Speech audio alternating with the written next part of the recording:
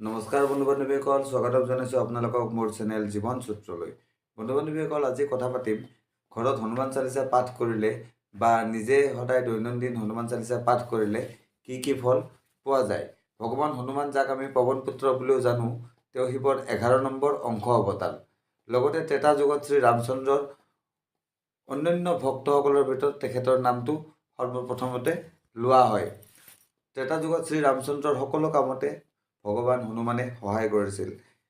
আনকি সীতা মাতাক ৰাৱণৰ কবলৰ পৰা উদ্ধাৰ কৰোঁতেও হনুমান শ্ৰী ৰামচন্দ্ৰৰ সহায়ক হিচাপে আছিল। এতিয়া আহিছোঁ মেইন কথালৈ। হনুমানৰ এই সেৱা কাৰ্যত সন্তুষ্ট হৈ শ্ৰী ৰামচন্দ্ৰ আৰু সীতা মাতা অৰ্থাৎ জানকী মাতাই ভগৱান হনুমানক আশীৰ্বাদ দিছিল যে তেওঁ ৰাম ভক্তিৰ যি বীজ সেই বীজ ত্ৰেতা যুগৰ পৰা আৰম্ভ কৰি কলি যুগৰ শেষলৈকে প্ৰচাৰ কৰি যাব, অৰ্থাৎ ৰাম নামৰ মহিমা আৰু ৰাম নামৰ ভক্তি প্ৰচাৰ কৰি যাব, আৰু সেইকাৰণে তেওঁ কলি যুগৰ শেষলৈকে অমৰ হৈ থাকিব।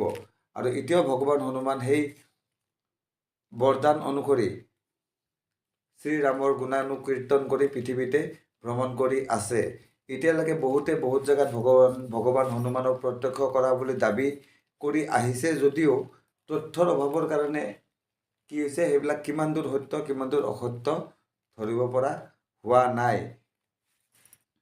কিন্তু শাস্ত্ৰত উল্লেখ কৰা অনুসৰি কলিযুগৰ তিনিজন জীৱন্ত দেৱতাৰ ভিতৰত হনুমানো হ'ল এজন, আৰু বাকী দুজন হ'ল মাতা মহাকালী আৰু কাল ভৈৰৱ।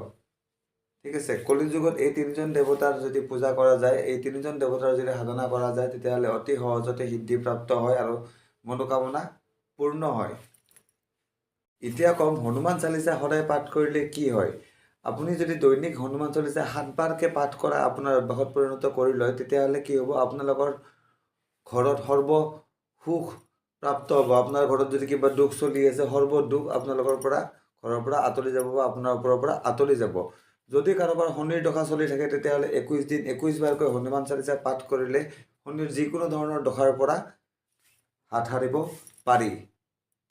আৰু যদি আপোনালোকে ভূত প্ৰেত আত্মা আদি যিবিলাক নিগেটিভ এনাৰ্জি আৰু যিবিলাক থাৰ্ড এনাৰ্জি, ঠিক আছে, যিবিলাক থাৰ্ড এনাৰ্জি, সেইবিলাকৰ পৰা যদি আপোনালোকৰ জীৱনত আপোনালোকে অসুবিধা পাই আহিছে, তেতিয়াহ'লে যদি আপোনালোকে হনুমান চালিচা পাঠ কৰে, তেতিয়াহ'লে সেইবিলাক বস্তু আপোনালোকৰ আশে পাশে আপুনি থকা এনভাইৰনমেণ্টতে আহিব নোৱাৰিব।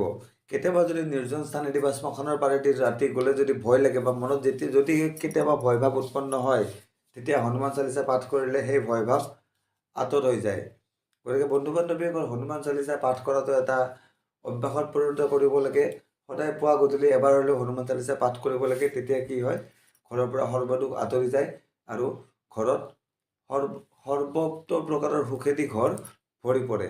তো বন্ধু বান্ধৱীসকল, আজি ক'লোঁ হনুমান চালিচা পাঠ কৰাৰ কেইটামান উপকাৰিতাৰ কথা। যদি ভিডিঅ'টো ভাল লাগিল, তেতিয়াহ'লে লাইক আৰু শ্বেয়াৰ কৰিবলৈ নাপাহৰিব। আৰু অৱশেষত যদি চেনেল ছাবস্ক্ৰাইব কৰা নাই, তেতিয়াহ'লে অনুগ্ৰহ কৰি চেনেলটো ছাবস্ক্ৰাইব কৰি ল'ব। তো আজিলৈকে ইমানেই, ধন্যবাদ।